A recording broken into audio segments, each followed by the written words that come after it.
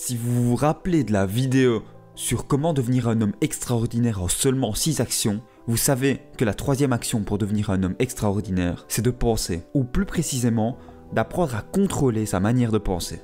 Pourquoi c'est important de contrôler sa manière de penser? Premièrement, ça va vous permettre de travailler votre mental en général. Et ça, c'est déjà un excellent bénéfice en soi. Mais en plus, prendre du temps pour penser va vous apporter une meilleure connaissance de vous-même. Ce qui, en retour, va vous amener une grande clarté. Et cela rendra aussi vos décisions plus simples. En effet, vous aurez une vision claire de vous-même, de ce que vous voulez accomplir.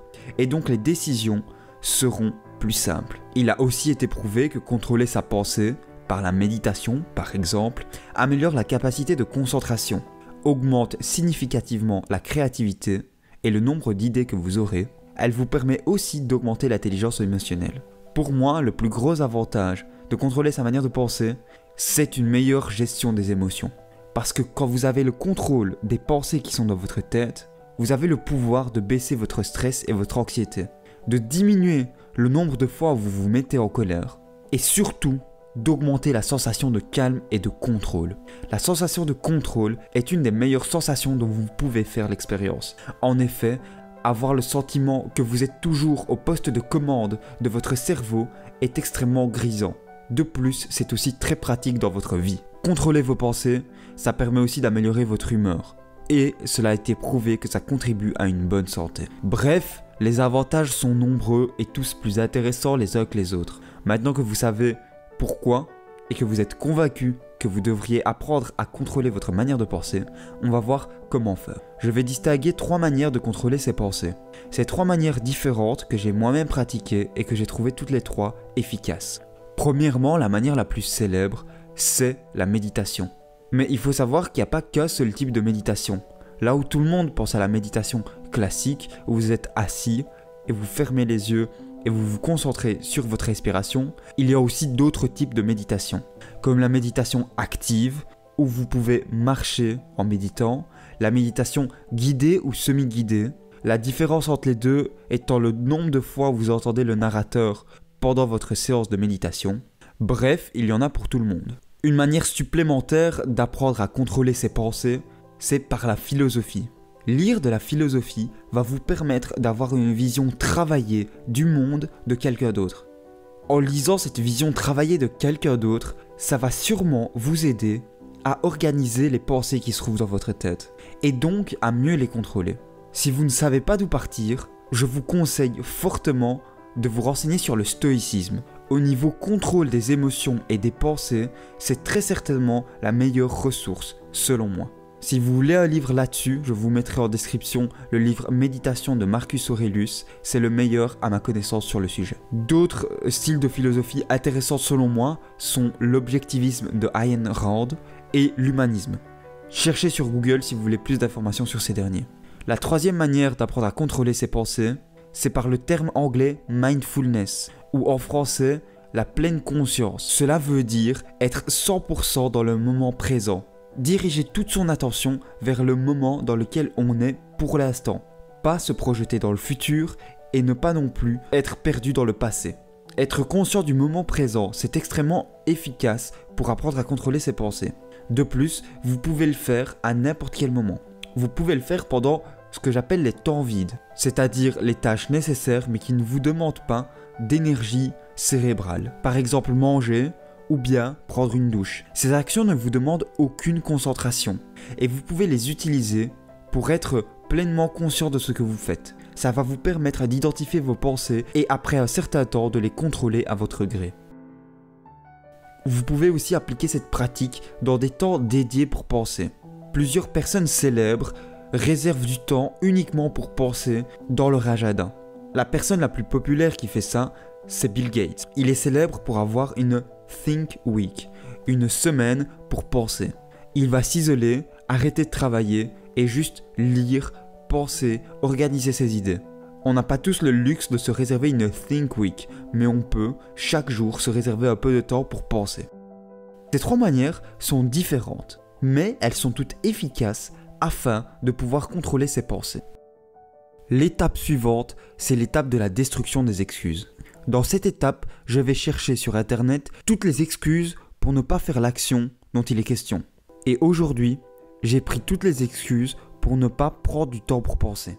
La première et la plus célèbre de toutes les excuses, c'est je n'ai pas le temps. Ici, la solution est simple. Méditer, ce n'est jamais que fermer les yeux et se concentrer sur sa respiration pendant au moins 5 à 10 minutes. Et ça, respirer, fermer les yeux, vous pouvez le faire n'importe où et n'importe quand. Et si même ça, vous n'avez pas le temps pour prendre 5 minutes pour respirer, ce dont je doute fortement, mais imaginons, vous pouvez toujours appliquer la pratique de mindfulness. C'est-à-dire que vous couplez à une autre action que vous faites quoi qu'il arrive, mais en étant pleinement conscient du moment présent. La méditation, c'est n'importe quoi. Je peux comprendre que certains de vous pensent ça, car je le pensais aussi. Je pensais que la méditation, c'était quelque chose de mystique. Mais en fait, non. La méditation, ça a des bénéfices réels et pratiques, comme je vous l'ai montré dans la section bénéfices de cette vidéo. De plus, ces bénéfices ont été prouvés par la science, donc je n'ai rien à redire face à l'efficacité de la méditation. C'est trop ennuyeux. Quand vous vous référez à ça, vous vous référez très certainement à la méditation classique. Mais sachez qu'il y a différents types de méditation. La méditation guidée et semi-guidée, dont j'ai parlé précédemment, sont des bons moyens, pas trop ennuyeux, pour commencer. Je n'arrive pas à arrêter mon train de pensée. Ne pas réussir à arrêter de penser complètement, ce n'est pas grave, car ce n'est pas le but. Nous, ce que l'on cherche, c'est avoir un contrôle sur ses pensées. C'est de ne pas se laisser emballer par toutes ces pensées et de ne rien savoir faire face à elles. On veut avoir du pouvoir sur elles. Je ne suis pas quelqu'un de religieux ou dans la spiritualité. Peut-être que quand je dis le mot méditation ou quand je fais référence à s'isoler pour penser, vous avez immédiatement en tête l'image d'un prêtre bouddhiste en position du tailleur en train de méditer au-dessus d'une montagne. Mais ce n'est pas du tout ça. Je vous l'ai dit plus tôt, méditer c'est uniquement fermer les yeux et se concentrer sur sa respiration pendant quelques temps. Ça n'a rien de religieux ou de spirituel. C'est un moyen purement pratique et efficace d'apprendre à avoir un contrôle sur ses pensées. C'est trop difficile. Je peux comprendre que pour certains d'entre nous, qui sommes particulièrement actifs, c'est difficile de laisser aller son cerveau et de ne réfléchir à rien pendant quelques temps. Cependant, sachez que vous allez vous améliorer. Vous allez peut-être commencer en étant très mauvais et perturbé. Au fur et à mesure du temps, vous aurez un contrôle de plus en plus grand sur comment vous pensez. Je n'aime pas rester assis sans bouger. Ça peut vous paraître bête comme excuse, mais ça ne l'est pas. Certaines personnes détestent vraiment rester assises sans bouger. Heureusement pour celles-là, il existe la méditation active. Et si c'est le fait de rester assis qui vous dérange, couchez-vous, il n'y a strictement aucun souci. Je ne sais pas par quoi commencer. De mon point de vue, pour un débutant, le meilleur point pour commencer, c'est l'application Headspace en anglais et Petit Bambou en français. C'est des sessions brèves de 4 minutes et ça vous met dans le bain. Si vous préférez directement rentrer dans la méditation classique, c'est aussi possible. Fermez les yeux et concentrez-vous sur votre respiration pendant 5 minutes. Je suis trop distrait. L'attention dans notre société est quelque chose d'extrêmement précieux, donc je peux comprendre qu'elle vous soit sans cesse volée, soit par des personnes, soit par des applications sur votre GSM. Cependant, avec le temps, vous allez apprendre à faire de moins en moins attention à ces différentes distractions. Je déteste la méditation. Si vous retournez à la section comment de cette vidéo, vous allez voir qu'il y a d'autres options pour vous. Il n'existe pas que la méditation classique. Il y a des tonnes d'autres manières d'apprendre à contrôler ses pensées. Entre la tonne de bénéfices et la facilité pour commencer, vous n'avez plus aucune excuse. Une fois commencé, pour inscrire cette action sur le long terme, on va devoir la transformer en une habitude.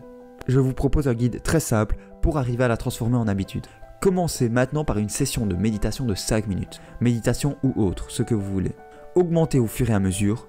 Créez-vous des déclencheurs. Associez la manière de contrôler ses pensées que vous avez choisie à une autre habitude déjà existante, comme se brosser les dents ou se lever le matin. Établissez un système de récompense et de punition, pour être motivé quand vous faites bien les choses et pour être puni quand vous ne le faites pas. Mettez tout le monde au courant pour profiter de l'arme d'influence qui est la preuve sociale. Vous allez voir qu'en faisant ça sur le long terme, vous allez passer de quelqu'un qui est complètement perdu dans ses pensées, qui ne sait plus où donner de la tête, à un gars qui s'entraîne à les contrôler, qui par la méditation ou par un autre moyen, prend de plus en plus de contrôle à ses émotions. Ce qui va vous transformer en quelqu'un d'extrêmement sage, qui sait maîtriser ses émotions et sa manière de penser pour en tirer le meilleur. Cette vidéo est maintenant terminée, j'espère sincèrement qu'elle vous a plu. Si c'est le cas, n'hésitez pas à laisser un like. Si vous voulez être tenu au courant de la suite de cette série, n'hésitez pas à vous abonner. Et si vous voulez en voir plus, allez voir ma dernière vidéo. Merci d'avoir regardé et sur ce, salut à tous.